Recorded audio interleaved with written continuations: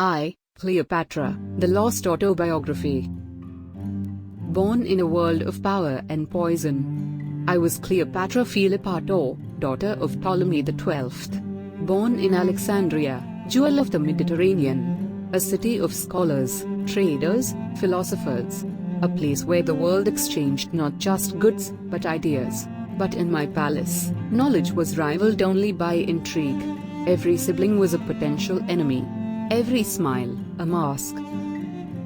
The Ptolemaic Dynasty descended from generals of Alexander the Great. Greek in blood, Egyptian in throne. For nearly 300 years they ruled Egypt, yet rarely spoke its language. Cleopatra changed that. She learned Egyptian, a political act that earned the love of her people. I was taught by philosophers in the great library. Astronomy, medicine, mathematics, rhetoric. Words could be sharper than swords. Languages opened doors armies could not. I wanted not just to reign, I wanted to understand. When her father died, Cleopatra became queen at just 18, co-ruling with her brother Ptolemy XIII. But court factions favored him, and soon Cleopatra was driven from power.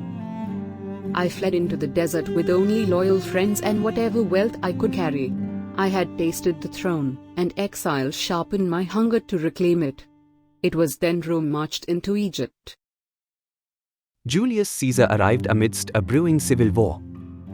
An opportunity Cleopatra seized with calculated brilliance. I would meet Rome not as prisoner, but as queen. They say I was smuggled into Caesar's chamber in a carpet. Truth? It was a stage. And I, the performer, he admired boldness. And I admired power. Together, we made an alliance written in both politics and passion. With Caesar's support, Cleopatra defeated Ptolemy XIII in the Nile War.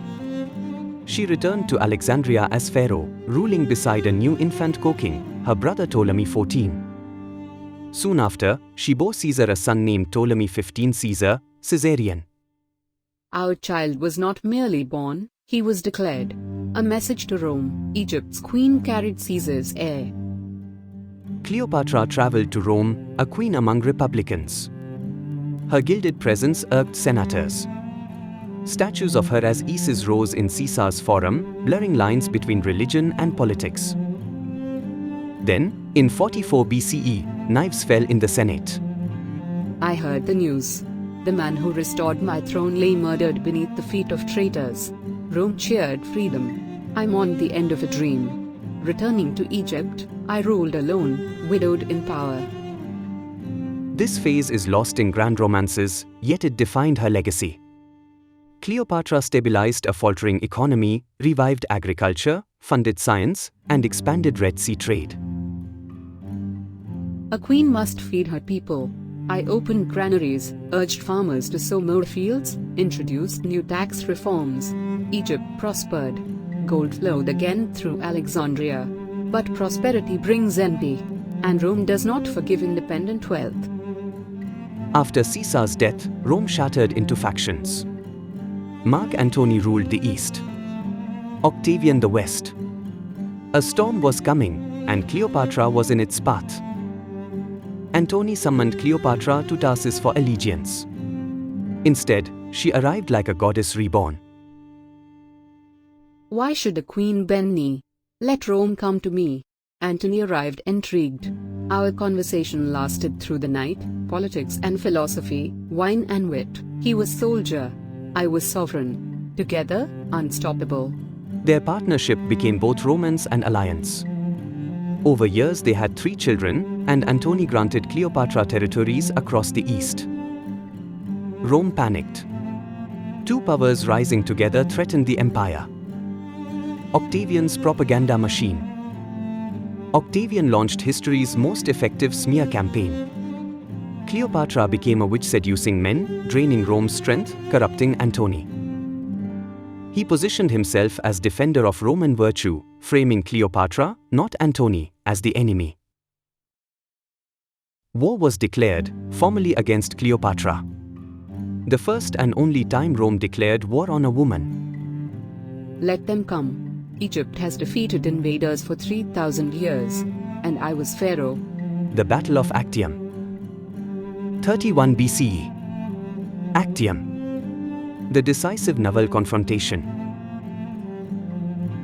Winds betrayed us. Ships burned. Commanders defected. The sea swallowed dreams that night. I ordered retreat to save what remained. Antony followed. Our empire was collapsing like sand in storm. Octavian marched into Alexandria. Antony, hearing Cleopatra was dead, fell upon his sword. Mortally wounded, he learned she lived and was brought to die in her arms. I held him close as life slipped away, the man who could have been king of Rome, dying in the arms of Egypt's queen. With Antony gone, Cleopatra sought one last negotiation, her children's lives. Octavian offered mercy, but only if she surrendered to Rome as trophy in his triumph. She refused. The last decision. I would not walk in chains, nor bow before Roman crowds. A queen chooses her fate. They say I died by the bite of an asp, symbol of royalty, but truth is a luxury for the living. What matters is this: I died free. The queen beyond myth. Octavian became Augustus, first emperor of Rome. Egypt became a province. Caesarion was executed. Cleopatra's name lived on, twisted by victors, romanticized by poets, dramatized by Shakespeare. But archaeology and modern scholarship paint a different portrait. A polyglot scholar. A competent economist. A strategist who governed a multi-ethnic empire. A queen who faced the most powerful empire in history, and nearly won. I was not made by men I loved. They were chapters, not my story. I was Cleopatra, Pharaoh of Egypt, daughter of the Nile, the last flame of an ancient world. Her life ended. Her legend began. And though Rome wrote the history, memory refuses to forget the woman behind the myth. Because Cleopatra was more than seduction, more than tragedy. She was power, intellect, defiance. A queen who chose how her story ended, even if she could not choose how it was told. If you enjoyed this cinematic retelling of Cleopatra's Lost Autobiography, subscribe for more deep history, reconstructed voices, and untold chronicles. Tell us in the comments which historical figure we should give a voice next.